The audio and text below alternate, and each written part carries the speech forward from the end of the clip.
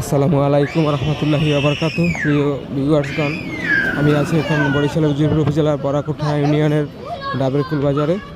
এই বাজারটি একটি ঐতিহ্যবাহী বাজার। এই বাজার থেকেই হারতা সাতলা আমাদের যে উজিরপুরের যে একটি ঐতিহ্যবাহী স্থান আছে লাল শাপলার বিল, সেখানে যাওয়া যায় এবং উজিরপুর ইসলারি। তো ভিডিওটি দেখতে থাকুন।